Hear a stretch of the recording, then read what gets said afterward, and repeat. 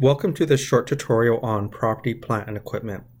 Let's take a look at the question that we have set up here. We have some information at the beginning of the year, January the 1st. We have this car, we have some of the information with respect to the car, and we're also told to use straight line amortization throughout this question.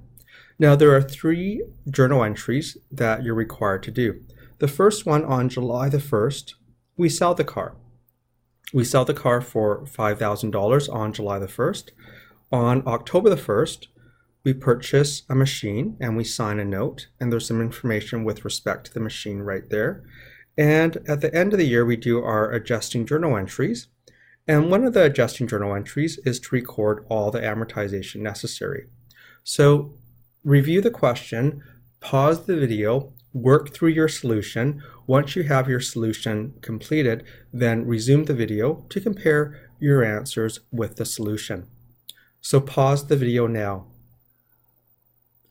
Okay, welcome back. Let's take a look at what we have here. On July the 1st, we sold the car for $5,000. Now, we learned in class that when you sell a depreciable asset, the first thing you need to do is record all the amortization to the date of sale.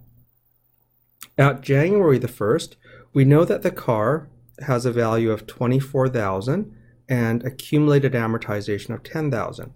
Now, if we had sold the car on January the 1st, we would not have to bother doing any amortization recording because everything would have been recorded up to the end of last year, which is the beginning of this year. But since we sold the car on July the 1st, we have to record 6 months of amortization first. So let's get started. We're using straight line amortization. We know that we bought the car for $24,000. The residual or salvage value is $4,000. And the useful life is 10 years. So we work through this calculation and we find out that the amortization is $2,000 per year. But we only want to record amortization to July 1st, which is 6 months out of 12. And so we're going to record $1,000 worth of amortization. And so the first journal entry is to debit our amortization expense for $1,000, and we credit our contra account, our accumulated amortization, for $1,000. So that's the first step. Now the second journal entry, we're going to record the actual disposition of the car. Now, the one thing that we know for sure is that we received cash of $5,000. So we know that part of the journal entry is going to be a debit to cash for $5,000. But the second part, the remaining part of the journal entry, we have to look at our car and accumulated amortization balances. So we have our car T account, which is a balance of $24,000. And our accumulated amortization, once again, at the beginning of the year was $10,000. But then we added another $1,000 when we recorded the amortization to July the 1st. So that would have brought our accumulated amortization to $11,000. Now, when we add these two accounts together, we're going to get our book value or our carrying value, which is going to be $13,000. $24,000 minus accumulated amortization of $11,000 is going to give us a value of $13,000. Now we know that we sold the car for cash of $5,000. And if the book value or the carrying value of the car is $13,000, then we sold it for a loss. We sold it for $5,000. It's worth $13,000 on our books, so we have a loss of $8,000. And that's going to help us with our journal entry. So let's just leave that information there for now. Now, getting back to our journal entry, we debited cash for $5,000. We also know that when we sell the car, both of these accounts, our car and our accumulated amortization, both of them have to go to zero. So how do we get accumulated amortization to zero? We're going to have to debit it for $11,000. And the way we get the car to zero is we're going to credit it for 24. So let's add that to our journal entry.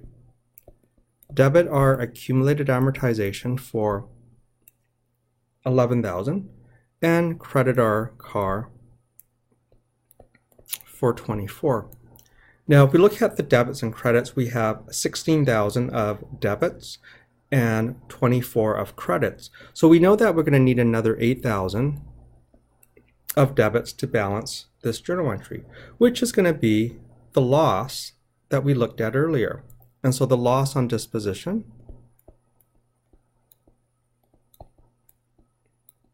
is going to be the final part of the journal entry. So we lost $8,000, and so that's going to be a debit amount, just like an expense. If it was a gain, it would be a credit amount. This is a loss of $8,000 on disposition. So that completes the second journal entry for the disposition of the car. Let's move on to October the 1st. Now, on October the 1st, we bought a machine for $100,000 and we signed a note. So that means we didn't pay cash. So this one is a fairly straightforward journal entry. We're going to debit our new asset, our machine, for $100,000, and the credit goes to notes payable. So a fairly straightforward journal entry there. Now we get to December 31st, and the question asks us to record all the necessary amortization adjusting journal entries. And because we sold the car, the only property, plant, and equipment item that we have is the machine that we bought on October the 1st. Now, we're asked to use straight line amortization. So all we do is we take the original cost of the machine, $100,000, and we subtract the residual value of what we're given here, $20,000. And then we divide it by the useful life, which we're given as 25 years. So essentially we have 80,000 divided by 25. And so the amortization is going to be $3,200 per year.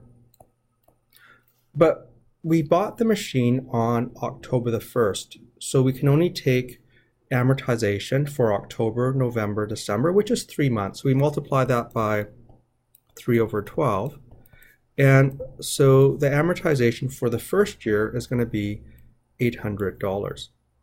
And then once again, once we have that number, the recording of the amortization expense is pretty straightforward. We're going to debit our amortization expense. And once again, we should indicate what this is relating to. This is for the machine of $800. And we're going to credit our contra account, our accumulated amortization for the machine, for $800. So that brings us to the end of this short tutorial on property, plant, and equipment. Good luck with your studies.